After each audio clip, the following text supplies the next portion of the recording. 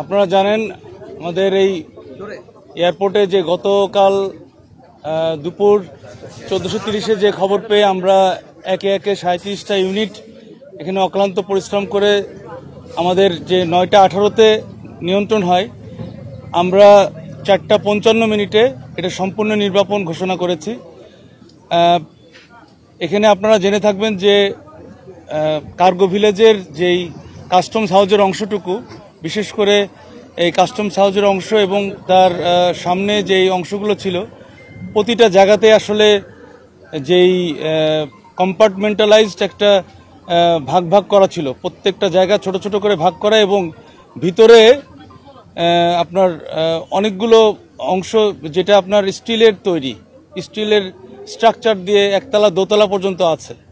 এখানে অনেক কম্বাসেবল ম্যাটেরিয়াল ছিল, মানে হ্যাজার্ডাস যে ম্যাটেরিয়াল এর লোডটা অনেক বেশি, মানে অকুপেন্সি লোডটা অনেক বেশি, যেটার জন্য আমাদের এত সময় লেগেছে। আর আরেকটা বিষয় যে যেই এখানে যদি অ্যাক্টিভ অথবা প্যাসিভ, মানে আমাদের যে কোনো ধরনের ডিটেকশন সিস্টেম যদি থাকতো এবং তার সাথে প্রোটেকশন সিস্টেম থাকতো, তাহলে হয়তো এতটা দুর্ঘটনা ঘটতোই না। এই ধরনের কোনো বিষয় আমরা এখানে পাইনি, যার কারণে আমাদেরও বেগ পেতে হচ্ছে, আমাদেরও তদন্ত করে বের করতে হবে আসলে কখন কিভাবে এই আগুনটা ধরে। যাই হোক, আমাদের নির্বাপন দিলেও যেহেতু এখানে স্টিল স্ট্রাকচারের ইস্যুটা অনেক বেশি, এরা হিট অনেক অ্যাবজর্ব করেছে এবং হিট এখনও রিলিজ করছে।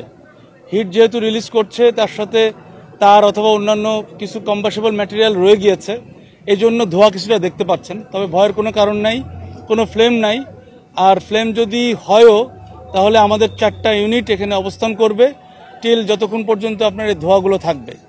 আশা করছি যে বড় ধরনের কোনো দুর্ঘটনা ঘটার সম্ভাবনা নাই, বিধায় আমরা এটা নির্বাপন ঘোষণা করছি। অ্যাক্টিভ এবং প্যাসিভ যে ডিটেকশন এবং প্রোটেকশন সিস্টেম, এটার কথা বলছি। তো এটা আপনার মানে বর্তমান অনুযায়ী আমরা সাজেশন দিচ্ছি যে এটা অবশ্যই বিল্ড আপ করতে হবে, এটা ব্যবস্থা নিতে হবে। আর হচ্ছে এটা যেটা বললাম যে কেন এত সময় লাগলো, সময় লাগার কারণটা বললাম আর কি, যে ছোট ছোট কম্পার্টমেন্ট আপনারা গেলে হয়তো মানে যখন দেখবেন তখন হয়তো বুঝতে পারবেন, তদন্তর পরে জানা যাবে বিষয়টা। তবে এটা মানে খুব ছোট ছোট মানে ঘরের মতো করে ভিতরে এরকম ভাগ করা, বিভিন্ন মানে ভাগ করার কারণেই এটা হয়তো ভিতরে কেটে কেটে ঢুকতে হয়েছে আমাদের। এই স্টিলগুলো কেটে ঢোকাটা একটা বড় কষ্টসাধ্য বিষয় ছিল, এটা একটা ঝুঁকিও ছিল। আমাদের এই চ্যালেঞ্জটা আমরা মোকাবেলা করতে পেরেছি এবং সময় লেগেছে। এই কারণে আমাদের প্রথম দিকে যেহেতু আমরা যদি ভিতরে ঢুকতে পারতাম, মানে সিস্টেমেটিক যে প্রসেসটা থাকে সাধারণত, এক্সিট রুট, আপনার এসকেপ রুট, এইগুলো এখানে কম ছিল এবং এটা খুবই স্টোরটা খুবই আপনার কনজাস্টেড, মানে কি বলবো, মানে জায়গাটাও খুবই ন্যারো, যার কারণে এত কনফাইন্ড স্পেসে আমাদের ফায়ার ফাইটিংয়ে একটু সময় লেগেছে আর কি। কনফাইন্ড স্পেস এবং অনেকগুলো কম্বাসেবল ম্যাটেরিয়াল, সব কিছু মিলিয়ে আমাদেরকে এই সকাল থেকে আপনারা হয়তো দেখে থাকবেন যে এটাকে বিভিন্ন ফায়ার হুক দিয়ে উল্টায় পাল্টায় তারপরে আস্তে আস্তে ধীরে ধীরে এটাকে নির্বাপন করা হয়েছে, সময় লেগেছে এই জন্য। ফায়ার সার্ভিস আসার পরে গতকাল আমাদের ফায়ার সার্ভিস এবং সিভিল ডিফেন্সের ডিজি মহোদয় বলেছেন, এবং আমরাও কোথা থেকে কোনো আমাদের রিপোর্ট পাইনি যে ফায়ার সার্ভিস এখানে আসার পথে কোনো বাধাপ্রাপ্ত হয়েছে অথবা বিলম্ব হয়েছে। আপনার ধারণাটা একটু ভুল আছে, আপনার তথ্যটা একটু ভুল আছে, আমি সঠিক করে দিচ্ছি। এখানে যে ফায়ার ফাইটিং সিস্টেমটা আছে, এটা ইন্টারন্যাশনাল একটা মানে অপারেশনাল, মানে এটাকে অপারেশন করার জন্য যে যে কার্যক্রম করার কথা, সেটার জন্য আপনার ফায়ার ফাইটিং সিস্টেম রয়েছে, এটা বেবি চকের রয়েছে। আর ফায়ার সার্ভিস এবং সিভিল ডিফেন্স রাষ্ট্রীয় একটা সংস্থা, যার কাজ সব জায়গায় বাংলাদেশের 64টা ডিস্ট্রিক্টে যে কোনো পয়েন্টে সে কাজ করতে পারে। এখানে আসার কথা না, থাকার কথা না, এই ধরনের কোনো রুলস রেগুলেশন অথবা কোনো জায়গায় কোথাও লেখা নেই, ফর ইউর ইনফরমেশন। আর আপনাদের সবার যে একটা জিজ্ঞাসা যে ঢুকতে দেরি হয়েছে কি বাধা দিয়েছে, এই ধরনের কোনো কার্যক্রম অথবা কথাবার্তা অথবা কোনো কিছুই তো আমাদের কোনো তরফ থেকে আমরা পাইনি। আমি জানি না যে, আমরা বুঝতে পারছি না যে আপনাদের বারংবার এই কোশ্চেন আসছে কারো। আমরা আবারও খোলাখুলি বলছি, ফায়ার সার্ভিস সঠিক টাইমেই যেভাবে স্বাভাবিক গতিতে অন্য জায়গায় যায়, সেইভাবে স্বাভাবিক গতিতেই, মানে যে গতি আমাদের যে নিয়মতান্ত্রিকভাবে যে জায়গায় স্পটে আসার কথা, আমরা সেভাবে এসেছি এবং এখানে কেউ বাধা দেয়নি অথবা কেউ বিলম্ব করায় নাই। আপনারা মনে হয় বুঝতে পেরেছেন। না, অন্য কেউ বিলম্ব করাই নাই, আমি তো বলে দিচ্ছি।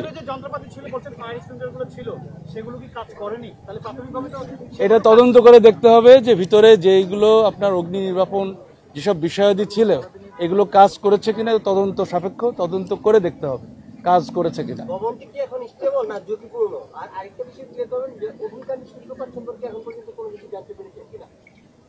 সূত্রপাত কিভাবে হয়েছে এটা আমরা এখনো দেখতেছি। আমাদের অলরেডি তদন্ত কমিটি গঠন হয়েছে।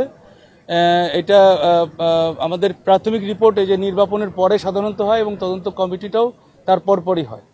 আর এটার জন্য আমাদের একটু সময় দিতে হবে, আমরা একটু দেখে তারপরে আমরা যাচাই বাছাই করে তদন্ত করে বলতে পারবো সূত্রপাতটা কোথা থেকে।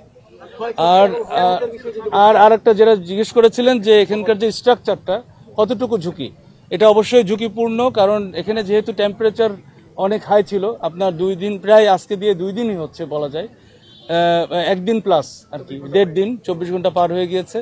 এত টেম্পারেচারের কোনো কিছু সাধারণত কনস্ট্রাকশন ধরে রাখতে পারে না। এই জন্য আমরা ভিতরে দেখেছি বেশ কিছু ফাটল ধরেছে, কলামেও ফাটল ধরেছে। এটা অবশ্যই ঝুঁকিপূর্ণ, তবে অতটা ঝুঁকি নয়। আমরা যেহেতু কাজ করছি, বেশি ঝুঁকিপূর্ণ হলে আমরা হয়তো ভিতরে ঢুকতাম না এখন। তবে এটা ঝুঁকিপূর্ণ হালকা রয়েছে এবং আমি আশা করব যে এই ভবন কর্তৃপক্ষ তারা অবশ্যই এটা জরিপ করে এটা বের করবেন যে কতটুকু ঝুঁকিপূর্ণ। এটা কিছুটা কম, কারণ এখানে যেটা হয়েছে কেমিক্যাল বলতে যেটা আমরা বুঝি, মানে এটা কেমিক্যাল এজেন্ট তৈরি হয়েছে, মানে পুরার পরে আবার বাই প্রোডাক্ট আরেকটা এজেন্ট তৈরি হয়েছে। এইভাবে কিছু কেমিক্যালের অস্তিত্ব থাকতে পারে, কারণ এখানে যেই ওষুধ রয়েছে, এখানে বিভিন্ন প্রোডাক্ট রয়েছে যেগুলো বাই প্রোডাক্ট পরবর্তীতে কেমিক্যাল এজেন্টে পরিণত হয়েছে। সুতরাং কিছুটা পরিবেশের ক্ষতি তো অবশ্যই থাকে, তবে এতটা নয় যে আমরা নিঃশ্বাস নিতে পাচ্ছি না, অথবা বাতাসে আমরা চেক করে আমরা যতটুকু বুঝি যে আমাদের মিরপুরের যে এরকম কেমিক্যাল গোডাউনের যে ঘটনা, এটার সাথে এটা অতটা ওরকম কেমিক্যালের তেজস্ক্রিয়তা অতটা নেই। এটা অনেকটাই পুড়ে গিয়েছে, তো এখন আমাদেরকে আলাদা করে দেখতে হবে, কারণ ছোট বড় বিভিন্ন রকমের ফায়ার সিস্টেম থাকতে পারে। জি, আমাদের নির্বাপন শেষ, তবে নির্বাপনের পরে একটা জিনিস বলে রাখি, ধোঁয়া থাকতে পারে। আমরা আবারও বলছি, এজন্য আমাদের গাড়ি, আমাদের যে ইউনিট 4টা থাকবে এখানে, মানে ভবিষ্যতে কোনো অনাকাঙ্ক্ষিত কোনো দুর্ঘটনা এড়ানোর জন্য। জি, এখন নির্বাপন ঘোষণা করা হয়েছে 4:55। হতাহত এখন পর্যন্ত আমাদের তরফ থেকে 2 জন এবং আনসারের তরফ থেকে কিছু আছে, এটা আমি এক্স্যাক্টলি সংখ্যা বলতে পারছি না। আহত এটা অল্প আহত, না না না, আহত অল্প, মানে এই 2 জন আর ওই আনসারের কয়েকজন আছে। তবে সিগনিফিকেন্ট কোনো দুর্ঘটনা ঘটে নাই, এখন পর্যন্ত আমাদের কেউ বলেও নাই।